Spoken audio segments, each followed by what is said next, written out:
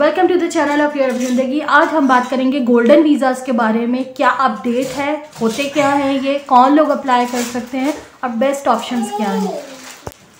Golden visas actually investment programs हैं, investment schemes हैं जो कि आप पोर्टुगल में कर सकते हैं। अगर आपके पास काफ़ी ज़्यादा अमाउंट है और आप कोई इन्वेस्टमेंट ढूंढ रहे हैं तो Portugal is the best place to invest. और इसके अंदर गोल्डन वीज़ा प्रोग्राम में आपको बेनिफिट क्या होता है और इसके साथ क्या आपको करना चाहिए, बेस्ट सजेशंस क्या हैं और आजकल न्यूज़ में क्या इसकी अपडेट है वो आपको बता देते हैं।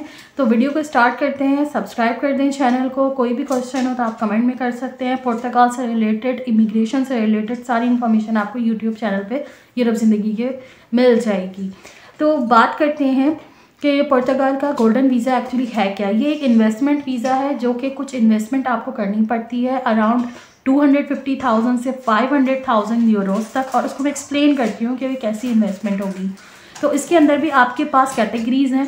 गोल्डन वीज़ा लेने के बेनिफिट क्या हैं। गोल्डन वीज़ा लेके सबसे पहले आप विद इन 5 to 6 ईयर्स आपको डायरेक्ट पोर्तुगाल की रेजिडेंसी मिलती है और उसके बाद आप 5 to 6 ईयर बाद अपने पासपोर्ट के लिए अप्लाई कर देते हैं। पासपोर्ट जो है, और उससे बेनिफिट आपको ये होता है कि आप 186 कंट्रीज़ में इस पासपोर्ट के बेस पे जा सकते हैं, घूम फिर सकते हैं। और इवन आपको कनाडा और दूसरे कंट्रीज़ में भी काफ़ी अच्छा रिस्पांस मिलता है एज इन अप्लाई करने के लिए विद दिस पासपोर्ट।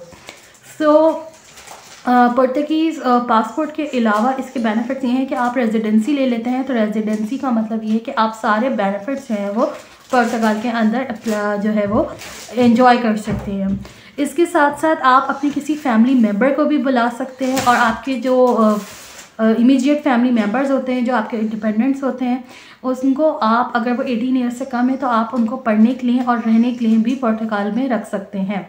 सेकेंडली, आपको पूरा साल जो है वो पोर्तुगाल के अंदर जो है नहीं गुजारना है। सिर्फ 7 डेज़ की रिक्वायरमेंट है कि आप कभी भी 7 डेज़ जो है वो टोटल करके पोर्तुगाल के अंदर आ जाएं। और उसका तरीका सिंपल सी यही है कि आपने पोर्तुगाल के अंदर आके चेक इन और चेकआउट करना है, जो कि आपने एयरपोर्ट पे जब आप आते हैं तो आपके वीज़ा पे वो स्टैम्प्स लग जाते हैं।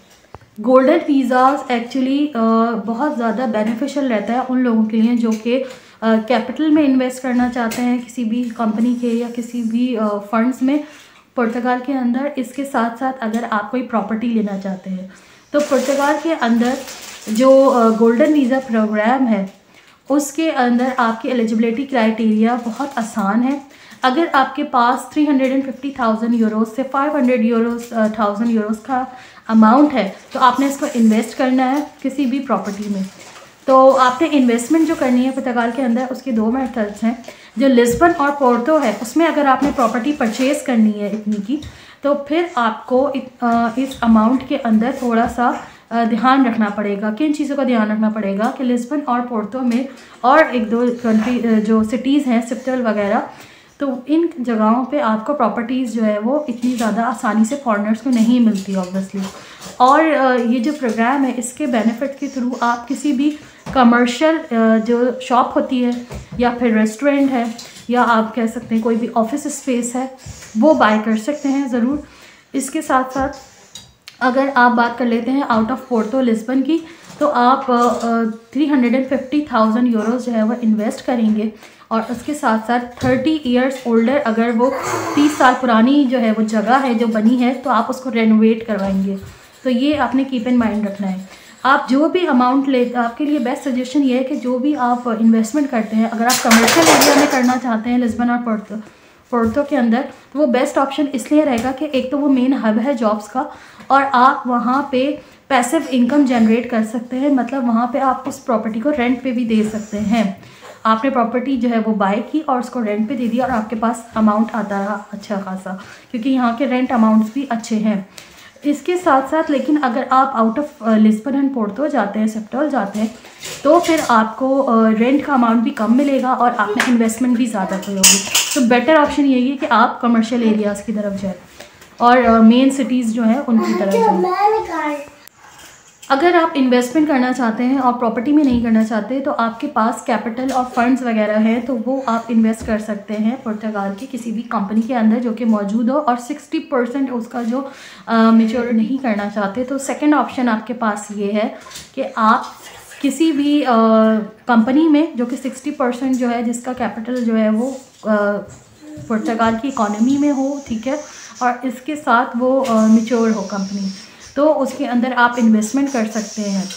और इसके साथ साथ आपके पास जो ये जो आपका इन्वेस्टमेंट का प्रोसेस है जो आपके पास है, इसके अंदर आपके पास अगर आप होटल वगैरह में कहीं इन्वेस्टमेंट करते हैं तो ये अच्छा ऑप्शन रहेगा कि आपको इसका अमाउंट जो है वो पैसिव इनकम के उसमें आपके पास जो प्रॉफिट होता है वो आपको इनकम का अमाउंट मिलता रहेगा।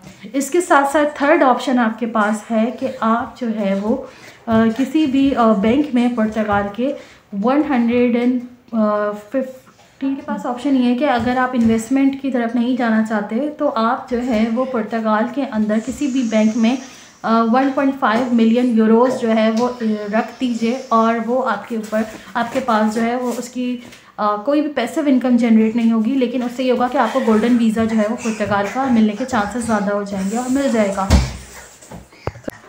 पुर्तगाल का जो गोल्डन वीज़ा है, जब आप बैंक में जो है उसको लेने के लिए 1.5 मिलियन यूरोस जो है वो रखते हैं, तो उससे आपको 5 ईयर्स तक या 6 ईयर्स तक, जब तक आपका पासपोर्ट नहीं बन जाता, आपको वो इन्वेस्टमेंट वहाँ पे अपनी सेविंग्स के तौर पे रखनी होंगी।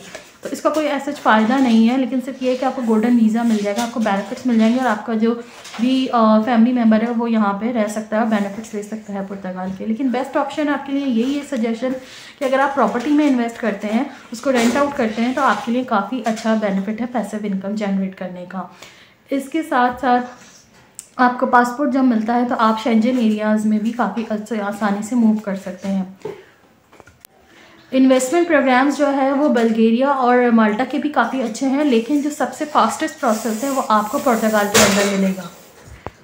न्यूज़ से रिलेटेड आपको इन्फॉर्मेशन दे दूं कि इस वक्त पुर्तगाल के अंदर जो गोल्डन वीज़ाज़ हैं उसमें आपको रिन्यूअल वगैरह के लिए या फिर पुर्तगाल का वीज़ा हासिल करने के लिए जो प्रोसेस करना पड़ता है उसमें डिले आ रहा है, और उसकी वजह से लोगों को जो है वो 18 महीने तक जो है वो अपॉइंटमेंट नहीं मिला था। और गोल्डन वीज़ा लेने के लिए आपके लिए जो प्रोसेस है उसमें एक इम्पॉर्टेंट बात यह है कि आपको पुर्तगाल की एम्बेसी जो है, जो पुर्तगाल की इमिग्रेशन डिपार्टमेंट है एक्चुअली सैफ, वहाँ से आपको अपॉइंटमेंट लेना पड़ता है। उसके बाद वो आपका सारा प्रोसेस डिस्कस करते हैं और आपके लॉयर के थ्रू वो सारा जो है वो आपको ग्रांट करते हैं, वो वीज़ा देते हैं। उनको जब अपॉइंटमेंट नहीं मिल रहा है तो काफ़ी लोग जो है वो परेशान थे, और एक लॉयर ने जाके सैफ के ऊपर जो है वो कुछ एक्शंस भी लिए और उनको कहा कि आप जल्दी मेरे जो क्लाइंट है उसका केस जो है वो अप्रूव करवाएं। लेकिन उससे उनको कोर्ट ने ये कहा ज़रूर है कि 10 डेज़ में आपको उसका डिसीजन मिलेगा, लेकिन अभी तक कोई ऐसा ख़ास जो है वो उनको डिसीजन नहीं मिला है, ठीक है। तो कहने की बात यह है कि जो भी लोग गोल्डन वीज़ा के लिए अप्लाई कर रहे हैं, it's a very good visa, but आपको टाइम लग सकता है इसके लिए। और पुर्तगाल के अंदर काफ़ी ज़्यादा ये बात डिस्कस की जा रही है, जो कि पार्लियामेंट में है, कि गवर्नमेंट ये सोच रही है कि इन वीज़ाज़ को अभी ख़त्म कर देना चाहिए, क्योंकि ये वीज़ाज़ काफ़ी आसानी से लोग हासिल कर लेते हैं। तो इसके कुछ बेनिफिट्स जो है काफ़ी सारे लोगों के कंट्री को नहीं भी होते हैं, क्योंकि वो पासपोर्ट लेके अपना चले जाते हैं। इस वजह से इसको डिस्कस किया जा रहा है, लेकिन इसका कि वीज़ा अवेलेबल है, आप अप्लाई कर सकते हैं। But for safe side I want to tell you कि अभी ये जो है चल रहा है ये प्रोग्राम, और ये गोल्डन वीज़ा आप ले सकते हैं अगर आप टोटल इस एलिजिबिलिटी क्राइटेरिया पे उतरते हैं। जो स्कीम्स हैं आपके पास इन्वेस्टमेंट की, उससे एक आपको बता दूं कि अगर आप इन्वेस्टमेंट करते हैं पुर्तगाल के अंदर, तो इसके अंदर बहुत सारे क्राइटेरिया है। सिर्फ आप प्रॉपर्टी या कैपिटल फंड्स में इन्वेस्ट नहीं करना है आपने। अगर आप कोई इसके अंदर रूल्स हैं कि अगर आपने किसी भी ओल्ड एज यहाँ पे जो आर्किटेक्ट्स वगैरह बने हुए हैं उनको ठीक करने के लिए भी पुर्तगाल में इन्वेस्टमेंट करनी है तो आप कर सकते हैं। आर्ट्स वगैरह की मॉडिफाइंग के लिए भी आप आ सकते हैं, और गोल्डन वीज़ा के साथ इन्वेस्टमेंट करके आप सिटीजनशिप ले सकते हैं। इसके अलावा अगर आप रिसर्च वगैरह करना चाहते हैं तो 500 यूरोस तक की इन्वेस्टमेंट आप कंट्री में आके कर सकते हैं, और उस पर भी आपको गोल्डन वीज़ा दिया जा सकता है। और आर्ट्स वगैरह के लिए अगर आपने करना है तो 250,000 यूरोस से लेकर अबव का अमाउंट जो है वो आपका देखा जाएगा गोल्डन वीज़ा के स्टेटमेंट के लिए। इसके साथ साथ आप कोई कंपनी भी खोल सकते हैं पुर्तगाल के अंदर आके, और उसके अंदर जो आपको इन्वेस्टमेंट चाहिए वो 500,000 यूरोस तक चाहिए, और आपने 10 जॉब्स एटलीस्ट क्रिएट करनी है। और जो 10 जॉब्स आप क्रिएट करेंगे तो वो आप क्राइटेरिया ज़रा समझ लें। जो 10 जॉब्स आपने क्रिएट करना है, तो एक जॉब की जो इस वक्त सैलरी चल रही है एक एम्प्लॉय की, वो 760 जो है वो यूरोस चल रही है। तो आपको थ्रू आउट द ईयर जो है वो 10 लोगों की इतनी सैलरीज को आप मल्टीप्लाई कर लें तो आपको काफ़ी हैवी अमाउंट बनता है। तो अगर आप इतनी जॉब्स क्रिएट कर सकते हैं और इस एलिजिबिलिटी को क्राइटेरिया को मीट कर सकते हैं तो भी आप गोल्डन वीज़ा के लिए अप्लाई कर सकते हैं। ये सारे वो टेक्निकल पॉइंट्स हैं जो कि आपको आखिर के वीडियो में इसलिए बताए हैं क्योंकि आपके लिए ईजी हो जाए। तो पहले आप ईजी वाले सुन लें और ज़्यादा बेनिफिशियल आपके लिए कौन से हैं, और इसके बाद मैंने आपको ये वाले पॉइंट्स बताए हैं सो दैट आपके एक माइंड प्रिपेयर होने में आसानी हो जाए कि ये वाले प्रोग्राम्स भी अवेलेबल है पुर्तगाल के अंदर। पुर्तगाल का गोल्डन वीज़ा लेने का तरीका बहुत आसान है कि आप VFS ग्लोबल की वेबसाइट पे जाएंगे और उनसे अपनी कंट्री का ड्रॉप डाउन में अप्लाई करेंगे और कुछ यूरोज़ इसकी फ़ीस है और वो आप जो है वो करेंगे। लेकिन सबसे पहले आपको SAF का अपॉइंटमेंट लेना पड़ता है और इसके अलावा आपका लॉयर वगैरह से भी डिस्कशन चलती है। तो ये सारा कैलकुलेशन आपने माइंड में रखना है और उसके बाद गोल्डन वीज़ा को अप्लाई करना है। तो उम्मीद है आज की इन्फॉर्मेशन जो है आपके लिए हेल्पफुल रहेगी, जो भी लोग इन्वेस्टमेंट वीज़ा से रिलेटेड पूछ रहे थे और जो भी जो है वो इन्वेस्ट करना चाहते हैं पुर्तगाल के अंदर। तो मिलते हैं नेक्स्ट वीडियो में और किसी और इन्फॉर्मेशन के साथ। टेक केयर, अल्लाह हाफिज़।